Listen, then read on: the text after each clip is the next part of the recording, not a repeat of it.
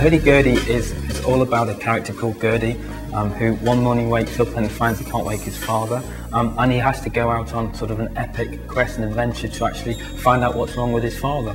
We had some very specific requirements for Herdy-gerdy when we started the game. We knew that it was of a particular style, which was almost a Disney-esque look and feel, and for that the characters had to be particularly well modelled. I love Herdy-gerdy's sort of reversion to traditional animation, basically. It's sort of like, it's moving away from sort of the bang bang shoot 'em up sort of style of games, where it's sort of like, almost like a Disney-esque cartoon. You can immerse yourself in a world, an environment, where you can be those little kids, those little characters that you liked so much when you went to the cinema as a child, basically. You can do all those things. And we found that certainly the skin side, the whole animation side, the whole modelling, building and animating the characters was so strong in Maya that it was the only product that we could use. I came from a traditional 2D background. I was trained in sort of like traditional animation techniques for television and cinema. And I wanted to sort of like get involved more in the 3D world.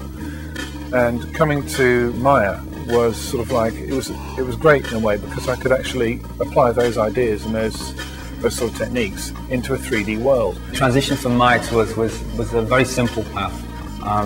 We found the product very sort of rewarding to use. It was very intuitive for the people to use. They could get to speed with it very, very quickly. And most people in this building had used other 3D products before, so the base modelling side was similar. They found better functionality in Maya. The area that they found the biggest increase was on the animation side, and they found that how it animated and how they could animate in Maya was very, very similar to the traditional methods that they were familiar with in their training. Maya was used to build 200 to 300 characters from start to finish. Maya helped me build the Queen Bee, because I could mirror her, basically, rather than having to build the complete object from scratch, the complete character, and essentially cut down the amount of time and the amount of work that would be required.